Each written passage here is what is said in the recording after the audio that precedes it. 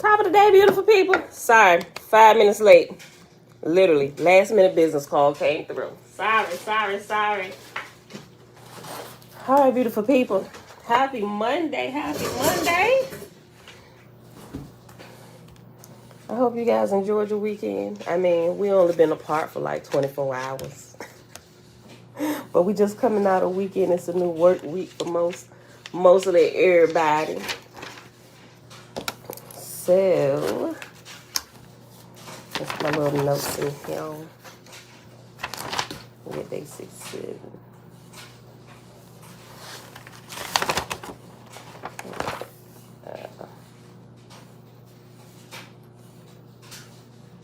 All right, beautiful people. It is Monday. Happy Monday. Monday, March the 28th, 2022. 2022. I'm thinking the number's 24. Yeah, March the 28th, 2022. Day 67 of year 4 of reading through the books of the law and the prophets. Another 4-year consecutive day count. Day 1085. Today, y'all, we're going to be reading Tablet T in the complete Annunaki Bible. And then we definitely going to go ahead and make it over to my big toe today and finish up chapter 31 on page 269.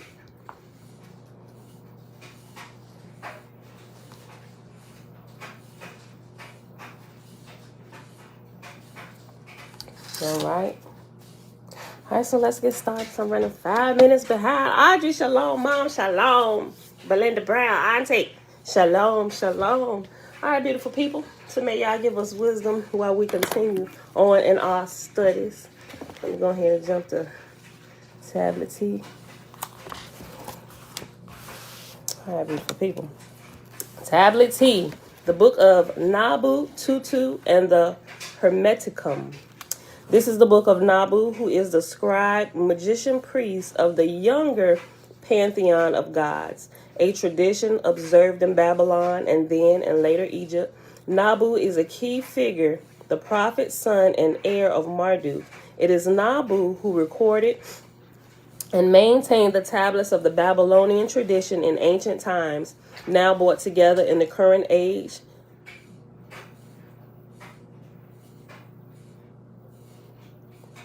That should be in. I'm sorry, y'all.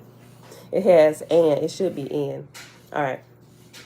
It is Nabu who recorded and maintained the tablets of the Babylonian tradition in ancient times, now brought together in the current age in this present Necronomicon and Annunaki Bible, under the name and title of Tutu, which can be found listed among the 50 names and is translated as Tohudi in Egyptian systems.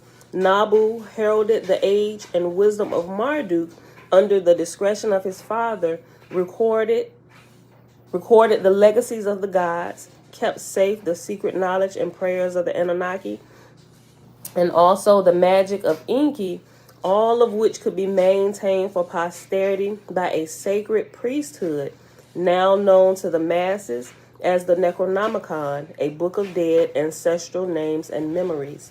The name or title of Nabu literally means he who speaks for, translated prophet or messenger herald. The Ordo Nabu Merodachai, and it has reference 108, and Merodachai is the Mardukite Chamberlains. The Ordo Nabu Merodachai presently observes the current editor, Joshua Freed, for this position in modern times, working with an active vision of the Mardukite Chamberlains known as the Council of Nabu Tutu. Sarpanit, earthling spouse of Marduk and mother to Nabu, is rarely given respect as the way to her husband's ear and favor in the traditionally understood pantheon, but Nabu, being half divine, directly the son of Marduk, was given a position and ranking among the younger Anunnaki after the rise to supremacy of Marduk, recognized in Egypto-Babylonian lore, who then required a legal heir, Nabu, in charge of his own gate. Tablet A reads, quote, Nabu, royal son of Marduk and Sarpanet, firstborn heir to Marduk, given the secrets of writing and wisdom. He is the messenger Mercurios of Marduk and organizer of the Marduk tribes, counselor to ... the prophets of Marduk. In Egypt, he is Thoth the younger, brother to Satu, who the Egyptians named Seth. Nabu is the Mamu of Marduk on earth, the numerical designation of 12. In the invocation of the Nabu gate, found on tablet B, Nabu is given the title Caretaker of the Tablet of Destiny and Spirit of Babylon, supporting the functions described in the lore of his work and ministry among the people, particularly while Marduk was denied reign by the Annunaki and imprisoned alive in the Great Pyramid. According to the Babylon text used by priests, Nabu was represented by the messenger planet Mercury, Merku, and the color blue. The Book of 50 Names, Tablet F, lists Tutu as the 13th name of Marduk, the one of which is brought forth anew. All right, so now it starts. The first tablet of Nabu, origins of the Hermetic tradition. Zoe Shalom by Twabu. Okay. And so Nabu indicated as I went to the mountain pyramid to hear the voice of the great God come from the mountain, the unseen God whose vision and voice comes to the prophet, and the voice of Marduk came out of the mountain pyramid. I am the voice of the God who cannot be here. I am the voice of the God who is in the hearts of all men. I am the voice of the God who appears in many faces. It is I, the voice of the God that will teach you the way. And I command you, dear son, to write this, what I say, on tablets for all of humanity's sake, that they might honor the gods of their ancestors, Annunaki, but worship the eternal source of all being and creation. I am not only the voice of your God, but also your commander.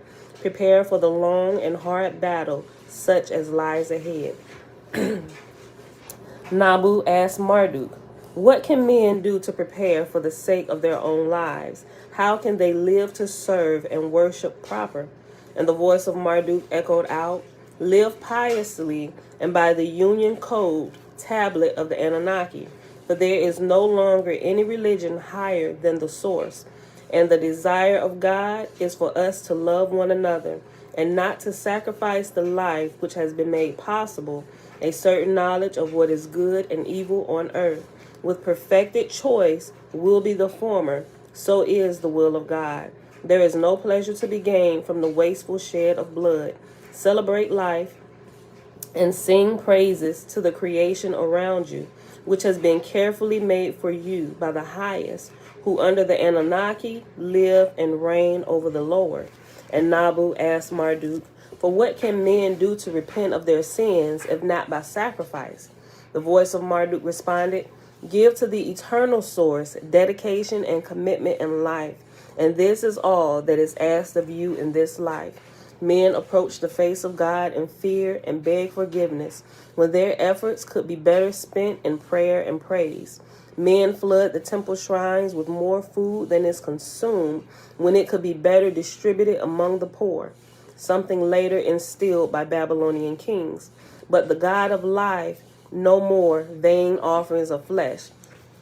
Now, the more I read through this, Shayla, great rise, and the more I read through this and other documents from the other side, or what we would call like the other side of religion or religious worship, right?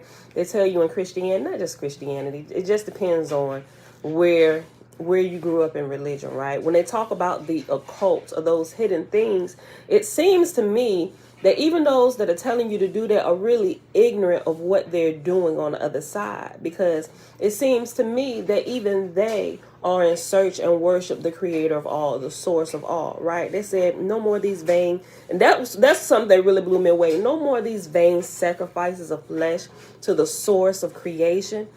He doesn't need that, right? all of the extra stuff you bring into the temples, this is more than what men can even eat. This would have been better distributed among the poor amongst you. Like, all of these things that really make me sit back and think. I'm like, people really speak ignorantly of things they really have no understanding about, right? That's why you shouldn't leave class early. You really got to see the whole thing out. See it through all the way, right? Get the full side of each story. And everybody's lacking a little bit of information from another side, right? Okay. Let me read this again. The voice of Marduk responded, "Give to the eternal source dedication and commitment in life, and this is all that is asked for you in this life." Men approach the face of God in fear and beg forgiveness when their efforts could be better spent in prayer and praise. Men flood the temple shrines with more food than is consumed when it could be better distributed among the poor, something later instilled by Babylonian kings. Bring the God of life no more vain offerings of flesh. Pray and live a pious life at one with creation. How hard is this? Make simple rituals if it pleases you, for only prayer and devotion is asked of the God of all. Do not deny yourself a happy existence in the name of God. Never let your livelihood be neglected because you worship God, right? That sounds about right. Like, people or pastors or those who preach the gospel, they neglect their family for the sake of the ministry. That's complete foolishness. Even the other side tells you don't do that. That's wrong, right? You don't forsake your family in service of worship of God and doing his service. He never once told anybody to do that, right? Okay, this is just good, right?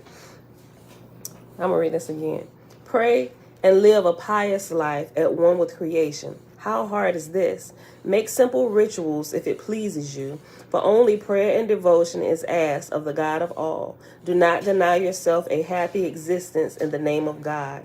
Never let your livelihood be neglected because you worship God, right? Like, you get out there and work, I need to spend all my time in prayer and devotion and praise and reading the scriptures. You better get your hind parts out here and work, for we all be living in a box under the bridge. Lives dedicated to the source are not preoccupied by worship, for to go out and live and act the pious life among men is best. All right. The second tablet of Nabu Tutu. My book keeps trying to close on me. I'm trying to keep it open. Okay. So I don't have to hold it the whole time. Okay. Let me sit this right here. This is plucking my nerves. Hold on, y'all. Okay, that's better. Okay, the second tablet of Nabu Tutu. All things that are moved. Only that which is not is unmovable. Everybody is changeable. Not everybody is able to be dissolved into elements. Some bodies are able to be dissolved into elements. Every living thing is not mortal. Not every living thing is immortal. That which may be dissolved is also corruptible. That which is eternal is unchangeable, incorruptible. That which is unchangeable is eternal. That which is always physical is always corrupted.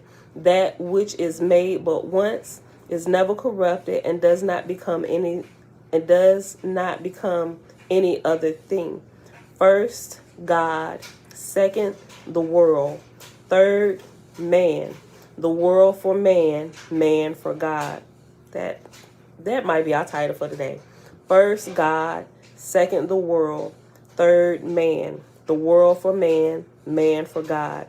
Of the soul program, that part has been given as the conscience of mortals. But that which is reasonable is immortal. Every essence is immortal. Every essence is unchangeable. Everything that is doable. None of the things that are stand still. Not all things are moved by a soul program, but everything that is controlled by its own soul program. Everything that suffers is sensible.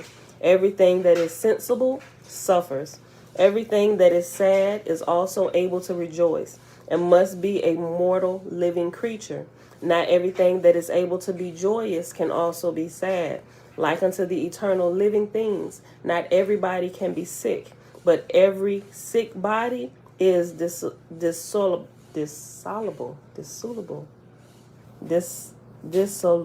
Hold on. Rita, good morning. Uncle JB. I feel kind of slow with this word. I know how to say it. Hold on. Let's look it up. Dissoluble. Hold on. DISS. Dissoluble. Dissolution. Right? Hold on. Dissoluble. It's first thing in the morning. Hold on. No. If I can get the spelling right. LUB. Right. Okay. Dissoluble. Okay. That was hard. First thing this morning. Dissoluble. Okay. Not everybody can be sick, but every sick body is dissoluble. The mind resides in the all, God. Reasoning and experience is in man. Experience becomes the reason in the mind. The mind is void of suffering. No thing in a body is true. All that is incorporeal is void of lying. Everything that is made is corruptible. Nothing good made upon the earth. Nothing evil made in heaven. God is good. Man is evil. God is voluntary of its own accord. Evil is involuntary or against its will. The gods choose good things as good things. Time is a divine thing. Law is human. Malice is the nourishment of the material kingdom, world. Time is the corruption of man. Whatsoever is in heaven is unalterable. All upon earth is alterable. Nothing in heaven is for a charge. Nothing on earth is free. Nothing unknown in heaven. Nothing known upon earth. The things upon earth communicate not with those in heaven. All things in heaven are without blame. All things upon earth are subject to consequence. That which is immortal is not mortal. That which is mortal is not immortal. That which is sown is not always brought to fruition. But that which is manifest had always been sown. Of the perishable body, there are 2 times. One from sowing to generation, one from generation to death. Of everlasting body, the time is only from the generation. Perishable bodies are increased and diminished. Perishable matter is divided into contraries, as in corruption and generation, but eternal matter exists unto itself. And that's the end of the second tablet. The third tablet of Nabu 2:2. The generation of man is corruption. The corruption of man is the beginning of generation. That which offsprings or produces another is itself a product of another. Of things that are, some are in bodies, some in their ideas. Whatsoever things belong to operation or working are in a body. That which is immortal partakes not of that which is mortal. That which is mortal does not come into an immortal body, but that which is immortal can come into a mortal body. Operations or workings are not carried upwards, but descend downwards. Things upon earth do nothing to advantage of those in heaven, but all things in heaven can do profit and advantage for things upon earth. Hold on, let me read that again. I think there's an extra word in there. Operations or workings are not carried upwards, but descend downwards. Things upon earth do nothing to advantage those in heaven, but all things in heaven can do profit and advantage for the things upon earth. Heaven is capable and a fit receptacle of everlasting bodies. The earth is one of corruptible bodies. The earth is brutish. The heaven is rational. Those things that are in heaven are subjected or placed under it, but the things on earth are placed over its matrix. Heaven is the first element. Providence is divine order. Necessity is the minister or servant of providence.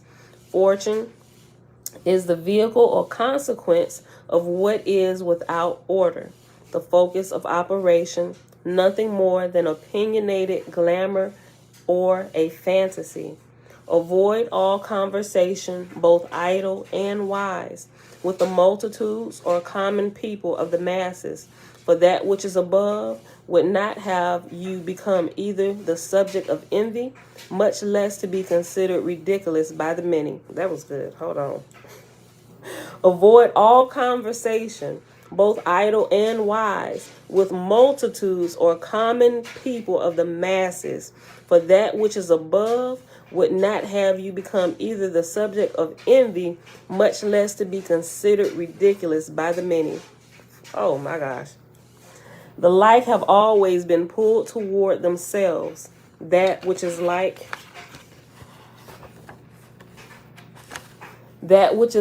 such as when waters settle upon their levels. The unlike will never agree with the unlike natures. Such is the pattern of their way, such as you will find with the variegated philosophical discourses and dogmatic treatises that circulate among the masses. The unlike natures are unique in one facet. They act as a sharpening stone for the evil tendencies in men, another vehicle for their maliciousness. Conclusively, it is better to avoid the multitudes and realize that they are not in the path of understanding the virtue and power of the things that have been said here, and concerning the nature and composition of those living things called humans. It may be simply said that they are prone to maliciousness, being something they are both familiar with and nourished by. When the world was first made, all things were in perfected accordance with providence and necessity, destiny or fate, bearing rule over all. Knowing this perfection, the mortal creatures will be the worse for it, despising the whole because it was made. And if the only power known to them is to be the evil cause of disorder upon fate or destiny, then they will never abstain from the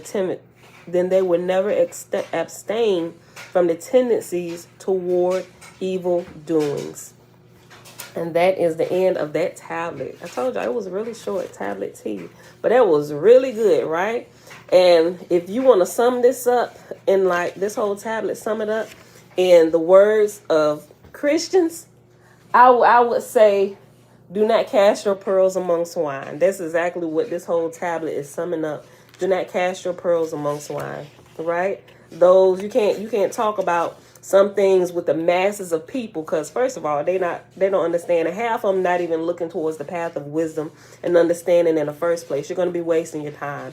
Don't do that, right? Keep them jewels to yourself. Share them with those who are worthy to hear those truths, right? And those who are worthy to hear those truths are those who are searching for those jewels, right? All right, this is good. I love it so much. All right, y'all. That is it. Where we at? We at 24 minutes, so we'll go ahead and finish up my big toe. Chapter 31. Chapter 31. Alicia, yeah. Tiffany, hey girl, hey. I make you smile, auntie. Oh, I'm glad I could make you smile. Okay, y'all. So we stopped on page 269. I need to remember what we was talking about. I know it's the chapter where it's like, just bear with us, right? Till we get to the end of it. Hold on. Okay, yeah, it's going into all these equations and stuff. C m/sec times delta t sec. Yeah, okay, hold on.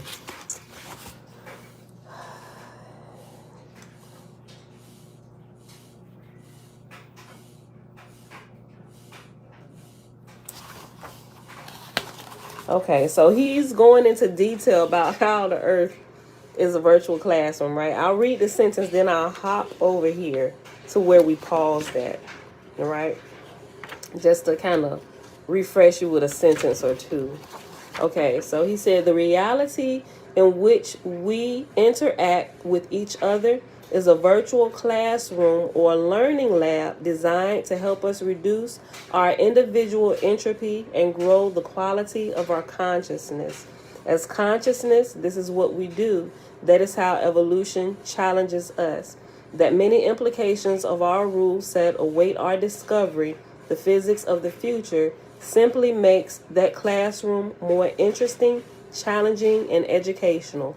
New discoveries create better understanding as well as new opportunities to learn. Okay, now we're going to skip all the way to where we paused at on page 269. All right, y'all, hang in there, hang in there. Digital space-time is implemented by a basic rule set that defines the probability criteria required to evolve the content of a given dimension. Each virtual reality with self-modifying content automatically begins to evolve its own uniquely profitable configurations as its possibilities are explored. Patterns of interaction within the PMR space-time subsystem will eventually evolve to contain the attributes of content, information, and substance as patterns of light, sound, and neurons within our biological systems, or as patterns of stars, comets, galaxies, and solar systems within our universe. As a direct result of the space-time rule set, a few billion years ago, clumps of biological cells began a series of similar experiments in specialization. Specialized subsets of cells became the food section, digestion, the sensor section, eyes, nose, skin, ears, taste buds, the motion section, tail, fins, flippers, legs, wings, and the control section, the central nervous system, the brain. Then, communication among the various specialized parts was established, followed by communication between individual entities. Thus, AUM sprouts virtual reality systems, universes, as the Earth sprouts species of plants and animals, each contained within its own dimension or piece of thought space within TBC, or TBC is the big picture. The big what? I forgot what C was. TDC, hold on. The big...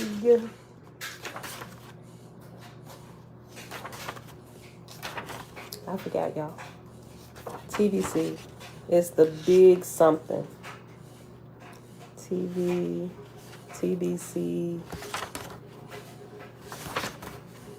Maybe the big, hold on, TBC. Oh no, that's not that. I think the big consciousness. I could be wrong. Don't quote me on it. But I'm about to stop looking for it. I'll look for it later. Okay, hold on.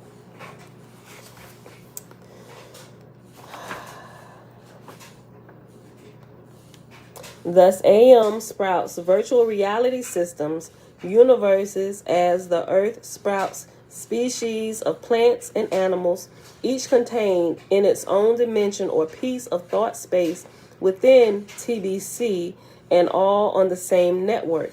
AOM creates dimensions and manipulates their content similarly to how we create ideas and write them down as paragraphs of patterns of symbols. AOM's creative thoughts and use of dimension to separate specialized parts of itself is randomly comparable to our creative writing and use of paragraphs, books, or documents to separate and bound specialized chunks of content. Note that I generally do not refer to higher or lower dimensions. Higher and lower have no meaning relative to non-geometrical dimensions. Dimensions and their corresponding realities are different in the same way books are different. Some may be simple or complex. Some may be more or less useful to the consciousness system. However, all are specialized in response to evolutionary pressures to carry out their particular function. All specialized functions contribute to the self-improvement or entropy reduction of the whole. You see, this consciousness system is not that weird or mystical and works the same way as any evolving complex system. For example, it must develop a balanced system of relationships among its large number of interacting, interdependent parts. You now have the top level, hand-waving description of the origins of space-time and the nature of dimension. This is only the beginning of a more in-depth discussion that will continue through the next 3 sections and 2 books.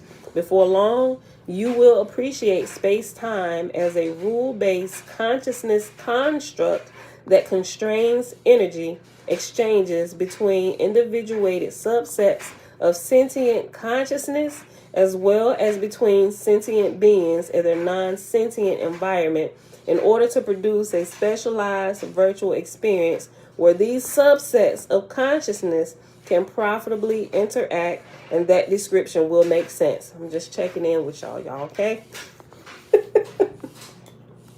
We almost done with this chapter, y'all. It sound like a bunch of big words T.I. be using, right? Okay.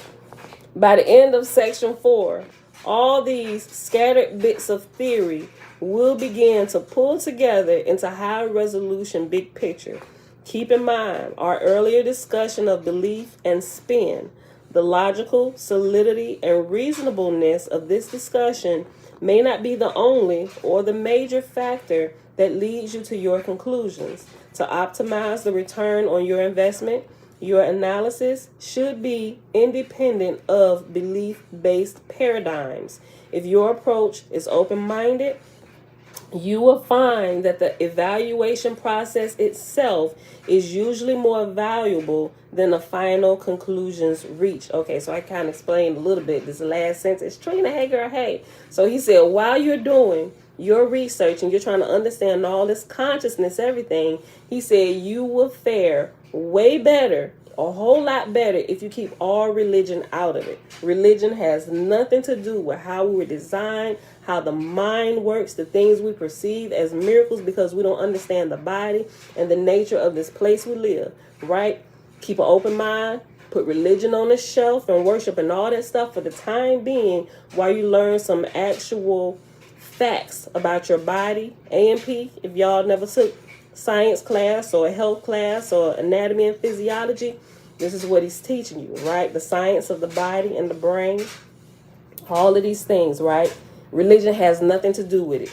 It was there before religion even started, and it will still be here way after religion has been dissolved, right? Learn about your bodies, learn about what you are, right? Keep religion out of this. Has nothing to do with it. Who you worship has nothing to do with what's happening here on the earth. Although some people would like to make you believe it is. Even if they believe it is, it's not, right? So don't get all super, like one of my previous pastors say, don't get super spiritual on me, right? Okay. I'll read this again. By the end of section 4, all these scattered bits of theory will begin to pull together into a high resolution big picture. Keep in mind our earlier discussion of belief and spin, because belief puts spins on things and you can't clearly see it if your mind is clouded with religion and religious facts or religious illusions, right? You can't get it completely. Religion clouds everything. It clouds the truth. Okay. Keep in mind our earlier discussion of belief and spin. The logical solidity and reasonableness of this discussion may not be the only or the major factor that leads you to your conclusions. To optimize the return on your investment, your analysis should be independent of belief-based paradigms. If your approach is open-minded, you will find that the evaluation process itself is usually more valuable than the final conclusions reached. And then it goes into this little small aside. He said, all great sages know this one big truth. You can lead a jackass to water, and if you are clever enough, induce it to drink, but you cannot make it do the backstroke or gargle and spit the water back out. I like that. We'll see if we can make that our title, but it's really kind of long. I'm going to read that again. All great sages know this one big truth. Well, we might just make that a little caption in the community section today. Somebody will be like, oh, she cussing. Man, shut up. All great sages know this one big truth. You can lead a jackass to water, and if you are clever enough, induce it to drink, but you cannot make it do the backstroke or gargle and spit the water back out. That is why this trilogy is strictly for open-minded humans. If you see a jackass with a copy, please confiscate it immediately before he or she gets any big ideas. But please be careful. It is also well known by the great sages that a little big truth rattling about within the small mind of a jackass can be a dangerous thing. That is everything I know about common horse sense. Thus, as always, you are on your own at the watering hole of big truth. And that's the end of his little aside, right? Okay. Before temporarily leaving the subject of space-time and ending this chapter, let's make an effort to bridge the gap between the fundamental view of the binary reality cell space-time part of Aeon's consciousness and the digital system's view of the implementation of space-time within TBC. Aeon, aware consciousness, and therefore space-time, our physical reality, is ultimately based upon the existence of reality cells within the larger consciousness system. Equivalently, one could say that space-time is a construct of consciousness. Some may be tempted to say that space-time is constructed of consciousness, but that statement is likely to spread more confusion than illumination. Think of consciousness as a digital medium rather than a building material. At the root, TBC, memory, patterns, logic, and processing is conceptually based on the binary property of reality cells. Let us recap the evolutionary role from AO to Aeon. AO is AUO to Aeon, AUM. Primordial AO is a relatively simple, uniform, high entropy energy form that is the basic foundation of consciousness. Reality cells are created by the relative existence of this. Reality cells are created by the relative existence of a this way and that way pair, a distorted or non-uniform existence existing in relation to a non-distorted or uniform existence. The proliferation of reality cells and the interaction between reality cells creates complexity and a greater potential for self-organization that eventually leads to a more comprehensive lower entropy self-awareness that in turn leads to intelligence, values, personality, and purpose. In scientific terms, a lower entropy consciousness system has more power, more energy available to do work, a higher, more useful level of organization. In common terms, a lower entropy digital system commands more usable energy, more profitable organization, and therefore becomes capable of creating greater and more profitable configurations of itself. Additionally, a lower entropy consciousness eventually develops the ability to use directed conscious intent to reduce its entropy further. The rate of evolutionary progress increases as the system pulls itself up by its bootstraps or evolves to actualize lower and lower entropy configurations. The specific nature, physics of our reality is defined by space-time rule set, which defines the constraints that limit what is possible. Hang in there, y'all. We almost done. I hope y'all understand it, because I ain't really got too much to explain because I'm still trying to understand myself. All I know is that we should be moving towards lower entropy. Jen, shalom, Levine, blessings. Lower entropy means we're open for more information and giving us more opportunities and options to grow, right? We're increasing our intelligence, our awareness, because we stop throwing up the walls, right? Higher entropy means higher walls and nothing can get through. Lower entropy means more information can flow in, more parts of the puzzle we can see and move around to its proper place. Thus, we grow more as we become lower entropy individuals, right? We reduce that entropy wall all the way down. I'm trying to put it in a way where y'all remember what entropy is. That high entropy wall needs to come down. It needs to come down so the information can flow in and we can grow. We're developing, right? And by us reading some of this extra information to go along with what we know is in the Torah, it's lowering those high walls of entropy so we can get more information, so we can make better sense of a lot of things that we've been having questions about, and nobody from the pulpit can seem to answer for us, right? They just say, wait on Jesus. He taking too long. We need some answers. Okay. The space-time rules, hold on, I think I skipped the whole sentence. Okay. The specific nature, physics of our reality is defined by the space-time rule set, which defines the constraints that limit what is possible. The space-time rule set is a collection of patterns or algorithms within TBC that defines the limits and relational properties of our physical existence. The space-time rule set subsumes our physics. It is implemented at the lowest level by constraining the interaction between individual and groups of reality cells, and at the highest level by constraining individuated subsets of awareness. Reality cells are roughly analogous to the transistors on a computer processor chip. They come in very large numbers and are the most basic active units of the processor and memory. Like reality cells, each transistor is a thing that can be on or off, a 1 or a 0, this way or that way, distorted or undistorted. Kind of sound like my eye doctor. Which is clearer, left or right, up or down, light on, light off, right? That's what it sounds like. Anyway, we got hold on. We got 2.5 pages left, y'all.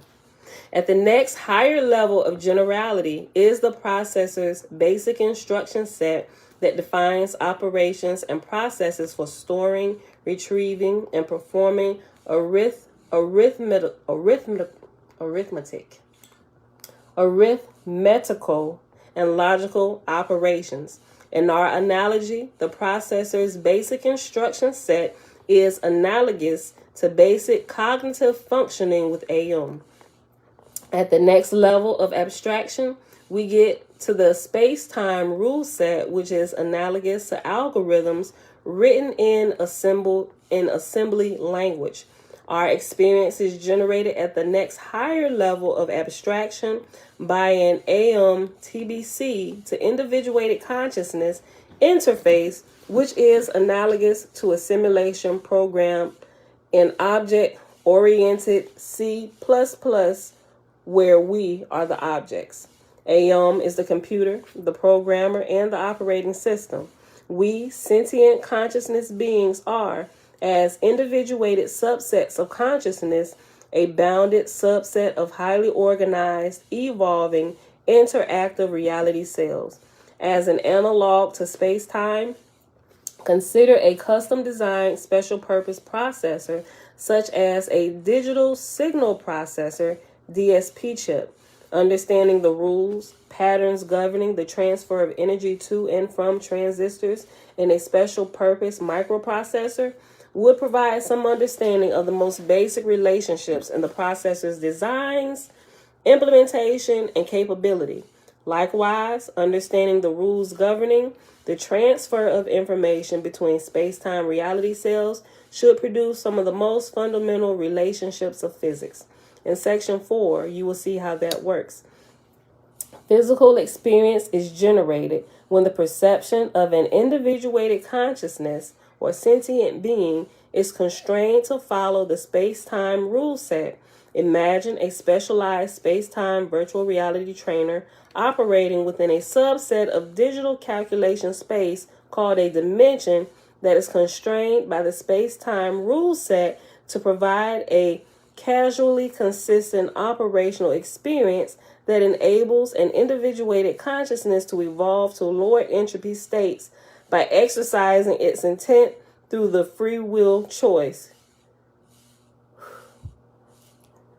The specific relationships defining a space-time instruction set constitutes the laws of space-time physics, PMR physics.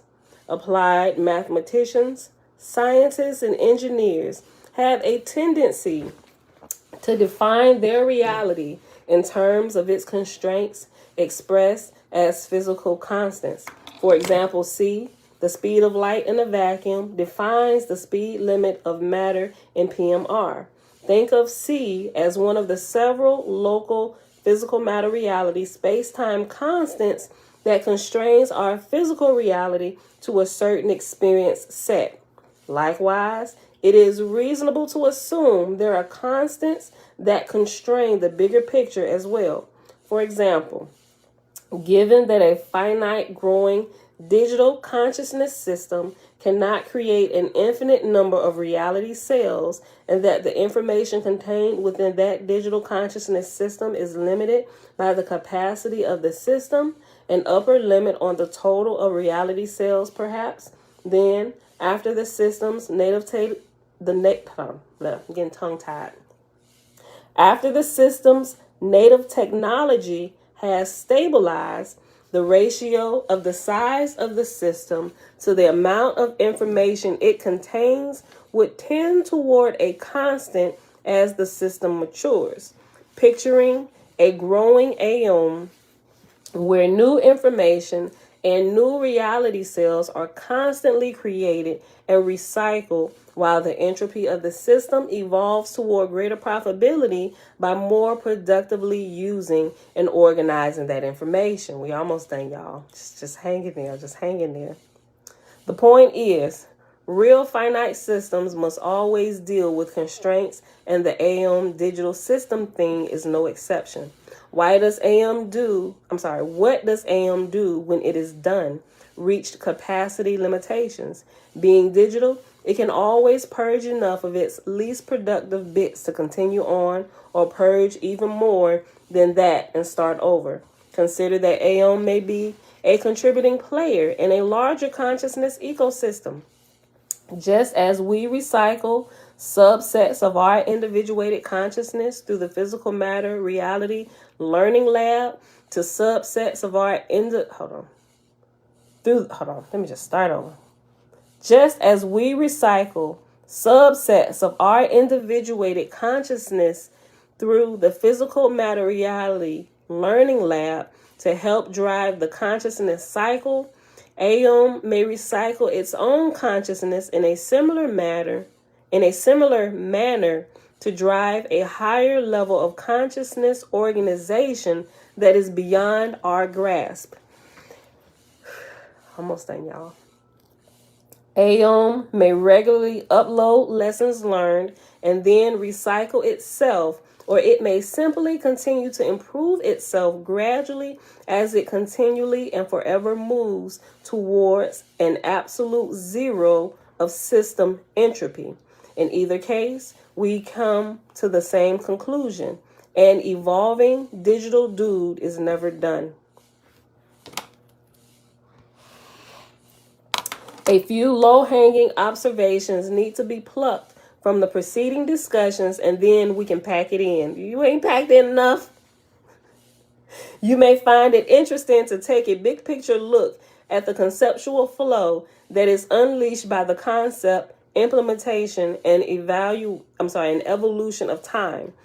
AO evolves the exceptionally useful organizational catalyst we call time by maintaining a regular beat, a constant rate of oscillation, the ability of time to sequence patterns and enforce the The ability of time to sequence patterns and enforce consistency allows Ao to create ordered and disciplined process and thus lower its entropy. Time enables simple existence to generate complex evolutionary potential from the explosion of new patterns, sequences, and forms that suddenly become available with the invention of dynamic process. Time generates new degrees of freedom for consciousness to explore. Time allows dim consciousness to become brilliant. Order, consistency, and regularity enable the creation of precise multi-frequency clocks, the big computer, and space-time as individuated, specialized patterns of information and content within Aum. Because the attributes of space-time provide the logical, conceptual structure for our experience of PMR, mass, energy, space, and hence biology, it is clear that our existence is enabled by the invention of time. It is time that is clear. It is time that allows AO to get organized, to create, store, and use information interactively to evolve self-aware purpose and develop proactively. The concept of time within the dim awareness of AO is a byproduct of a potential energy system finding profitability in improving its self-organization, an incredibly effective engine for entropy reduction. Time becomes an evolutionary inevitability. The fundamental process could not help but find time, an artifact of change, on the path toward greater profitability. Thus, time evolves naturally within consciousness. It delivers the fundamental organizing technology that enables the decrease in entropy, winds up the digital springs that fuels, runs, drives, and enables everything else within an advanced Aum digital system. Time is fundamental to the existence of our reality, while space is a virtual perception based upon time and the constraint C. As consciousness evolves, its energy spring continues to wind up as its entropy decreases. In contrast, within our PMR subsystem, the energy spring, energy that is organized, structured, and able to do work, must slowly unwind as the experiment runs its course. Physicists refer to this natural physical matter reality structural disintegration as the second law of thermodynamics. The second law is hailed as very bad long-term news for our local reality because traditional scientists have only little toes. That music is universal to all cultures and most creatures and evokes a deep resonance within us seems reasonable enough when you consider that our consciousness, our being, undeniably our entire reality, is constructed of rhythm and pattern. Take a moment to ponder the deep connection we have with our reality. Try to think of a few big thoughts. Your choice. Go ahead. I'll wait. You might toy with the idea of having an original insight toward developing your personal big toe. Take your time. Then when you're done, heave a deep sigh of silent resignation and appreciation of your limitations. But don't give up. Both you and Aum have to start from wherever you are and pull yourself up by your own experiential bootstraps. That is simply how consciousness evolution works. And this is the last paragraph of this chapter. We made it. Consciousness evolution rarely progresses through a process of successive epiphanies without a great deal of work and personal change taking place in between.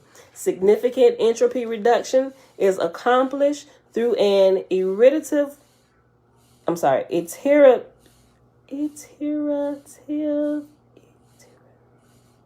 I ain't gonna look it up. I'm ready to be done. I'm gonna spell it for you. ITERATIVE. Iterative. Okay. Significant entropy reduction is accomplished through an iterative process that slowly accumulates a large number of nearly infinitesimal profitable choices to produce significant growth. Trying to grow your consciousness in great leaps is likely to impede progress by distracting you from the hundreds of small profitable choices you have the opportunity to make every day. Your consciousness quality rises and falls based upon the intent that animates your everyday interactions. Claude, have mercy. We are done with chapter 31. Okay, I can kind of sum up this last sentence that I read. Okay, so if you intend to grow in leaps and bounds, you can't just be here at point A and jump to T tomorrow. It's a gradual process. You have to make those little decisions every single day, and eventually you'll find yourself at point T. But you can't jump from A to T, right? Starting here, a baby coming out, a baby can't jump from coming out the womb to driving a car. There are many steps and years and time that needs to pass before you can get to this point where you can legally, where nobody will look at you like you crazy, do this, right? So that's the process of growth and all those scientific terms, to where, like, if I had to teach a class, I wouldn't have stood here and read this to the class. I would have found a video. I'm that teacher pushing in that big block TV screen, watching a video today, y'all. Pop in the tape. There we go, right? Everybody loved the day when the TV come out. I'm that teacher. I push out the TV every day. I'm like, let's watch cartoons today. I'm going to create another test just to make sure y'all get it. We ain't going to learn all these big terms, but at least you're going to get the concept of it, right? Chloe, help me. Y'all pray for me. All right, y'all. So that is it. Look, we're going to be done with this. We got 32, 33, 34. 3 chapters left. But chapter 32 is literally 3 pages. Chapter 33 is literally 2, 4, 6 and a third pages. And chapter 34 is a page and a half. We could possibly finish that in a day, right? But depending on the tablets, we'll just keep it like a chapter a day. We'll be done with it. We'll be done with this in 3 days, right? So when we're done with this, what's today? Monday. Friday. Remember, we're not going to hop right to the meditation book. I want to read y'all that ancient wisdom book, right? It's really thin. I got it on my, I can't find my hardback. I got a hardback, but I got the Kindle as well. I ordered another one, but I don't think it's going to be here in time.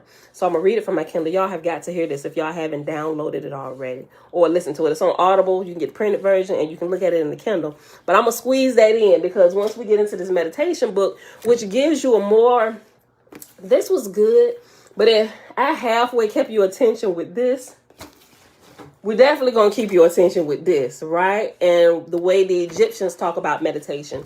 He was talking about meditation and how the brain works, right? So this is one area. We're still looking at meditation, how the physical body works, how you connect to the source of power, how we connect to Yah. But this, it's giving you the same information, but from a different perspective. And it breaks down some things in a way that this doesn't. But it's all like the same information, but it'll help you get a more clear understanding. You know how you hear something the first time, but you hear somebody else explain it and you understand it a little bit better than what the first one explained. Then you hear it the third time. It's like, oh, okay, so I remember hearing that. So this is what they were saying. That's how it is when we read this. It's amazing. All right, y'all. So with that being said, I hope you enjoyed the reading for today. It is Monday, March the 28th. 2022, day 67 of year 4 of reading through the books of the Law and the Prophets. Another 4-year consecutive day count. Day 1085. We read Tablet T in the Complete Annunaki Bible, and we finished chapter 31 of My Big Toe. Pages 269 to, what's the last page?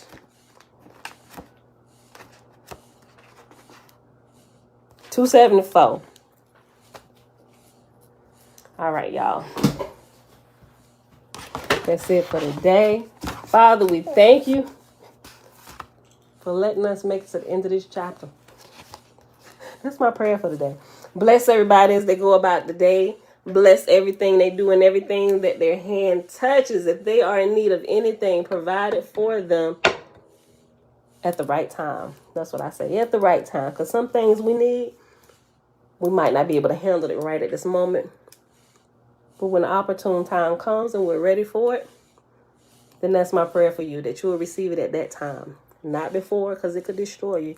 And not after, because it might be too late. But right when you're ready, when the time is right, right? I mean, y'all bless the work of your hands. All right, y'all. And that's it for the day. Thank y'all for hanging out. What you say, Trina? Time is ticking. All right, y'all. We're at the hour mark today. All right, I love y'all. We out of here. I see y'all back here tomorrow, bright and early, 7:15 a.m. Eastern Standard Time. Peace.